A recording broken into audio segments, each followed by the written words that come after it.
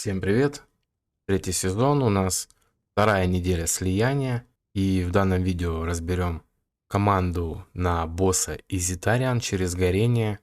Команда подверглась изменениям, если сравнивать с последними видео, то разница в уроне очень большая. Также здесь очень много нюансов, поэтому прошу смотреть без перемоток до конца, чтобы ничего не пропустить. Также для англоязычных зрителей я сделаю субтитры, вручную отредактирую, чтобы вам было все понятно и так далее. Первый момент, это давайте сразу рассмотрим тайминги. Тайминги я использую вот такие, цикл у нас 15,5 секунд, старты вот такие, Гариус без кулдауна и Жорн на 18,1 с кулдауном 18,1.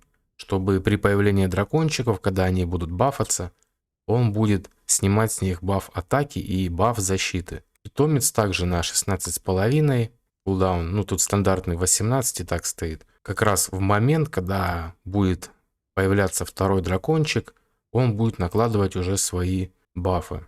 Также будет один момент, когда их будет трое, вот как раз тот момент, когда вылезет третий, это будет в начале.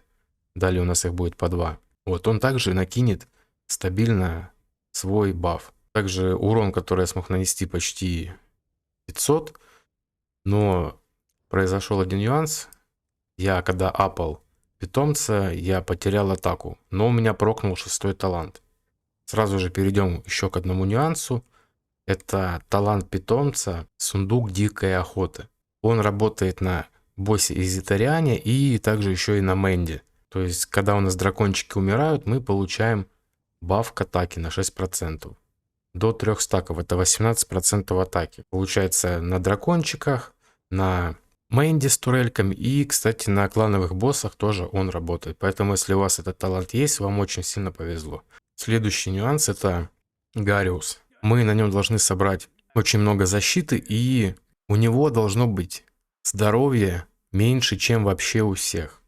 То есть, если мы сейчас сравним с остальными, вот у меня получается почти 45, да? Все, то мы можем наблюдать, что у всех остальных героев чуть-чуть больше. Вот, также вот этот сет, потому что все сеты в основном дают прибавку к здоровью, либо еще что-нибудь. Вот, поэтому мы склоняемся к этому сету. Он нам дает ускорение навыков и просвещенность. Просвещенность нам тут не нужна, ну, нам нужен ускор. И этот сет более полезный, потому что, получается, будет бафать нам защиту. Это в случае с Гариус. Также герой, который будет с максимальным здоровьем, он бафнет здоровье и бафнет нам атаку. Поэтому сразу перейдем к следующему моменту сейчас. По поводу талантов тут не принципиально, потому что я их даже до конца не докачал. Гариус спокойно здесь все стоит, выживает, все нормально. Ну и, соответственно, посох и мифический артефакт на урон при щитах. Вот запомнили, да, что Гариус, получается, еще и бафает на атаку. Поэтому переходим к следующему нюансу. Это, допустим, Джорн у меня с Арганом, да. У него 6900 атаки. Но он не должен перегонять Дурема. У Дурема должно быть по-любому атаки больше, чем у него. У Дурема, в принципе, должно быть атаки больше, чем у всех в команде, чтобы Гариус с вот этого сета бафал именно Дурема. Потому что если Джорн будет полностью весь в атаку, да, то получается этот баф получит Джорн. Да, он будет чуть-чуть больше раздавать, но не больше, чем именно вот этот баф от сета от Гариуса. Поэтому тоже учитываем этот момент, что атака от Дуремов должна больше, чем у всех. Также давайте тогда уже продолжим и перейдем к снаряжению. Статы получше у меня сделать пока что не получается, хотя в принципе они, я бы и не сказал уже, что плохие. За счет банок со столпов получилось выровнять все более-менее. Видел, да, у некоторых там и шанс крита чуть ли не за 100 переваливают, при этом и атаки куча, и крит урон там за 300. У меня пока что так не получается, мне все перчатка не падает. Но, тем не менее, вроде все нормально. Точность, очень важный момент, это точность. От ближе к 200 нужно держать. У меня, конечно, не идеал, но этого вполне достаточно, чтобы нанести хороший урон. На точность не стоит забивать, так как момент очень важный. Так же, как и, в принципе, распределение талантов, потому что мы играем тут через Дурема, а не через Ашота. И таланты должны быть именно вот такие, какие я сейчас буду показывать. С Дуремом разобрались. Перейдем к Карфу. Он у меня вот в таком сете. Сет, кстати, прикольный, потому что бафов больше, чем у Карфа, тут, в принципе, ни у кого нет.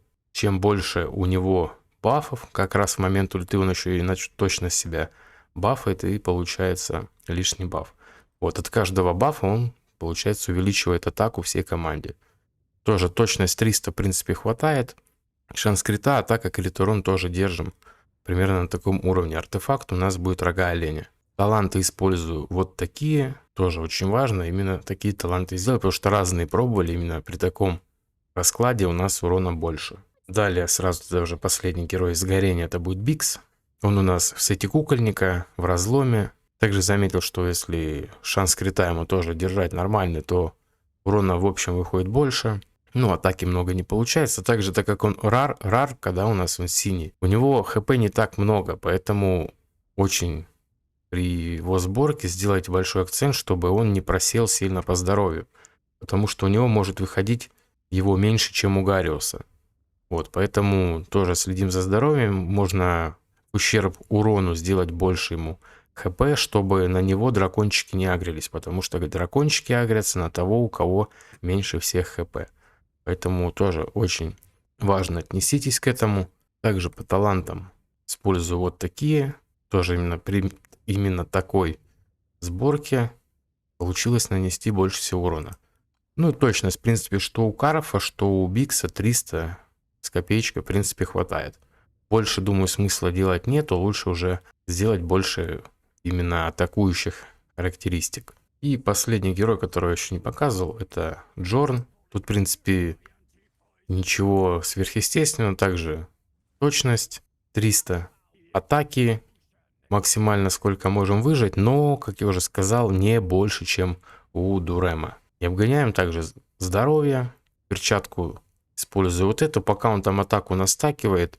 В принципе, у него ее будет уже больше, да, но именно Дурем уже успеет от Гариуса получить все 3 дебафа. Ой, бафа точнее. На атаку. Поэтому даже когда уже Джорн перегонит по атаке Дурема, на Дуреме уже будет висеть все 3 стака от сета Гариуса. Поэтому все нормально. Поэтому эту недостающую атаку, которую мы занижали чуть-чуть, мы наберем, в принципе, с перчатки. По талантам тоже до конца даже его не докачивал, так как это, в принципе, особого смысла не имеет. Самое главное просто дойти до продления действия ослаблений. Все. Все остальное нам тут как бы и не принципиально. Ну, можно на точность еще. Все, это из полезных. Все остальное нам тут не принципиально. У Скора, допустим, 50, в принципе, хватает на все. Чтобы он как можно чаще как бы и боевым ходил. Ну, тут и переборщить тоже нельзя. Так что вот полтинник как-то золотая середина. Чтобы у них там циклы не сбивались, ничего и так далее. Так. Ну и, собственно, полностью бой, думаю, показывать смысла нету. Урон, который я смог нанести, был в начале видео. А так, в принципе, ротация у нас проходит так. Также очень все бывает рандомно, да. Ну, как и везде, в принципе, в ДХ. Поэтому где-то там Дурем стаков чуть меньше наложил, где-то еще что-нибудь, где-нибудь, может быть, баф не снялся. Поэтому, само собой, приходится приролить.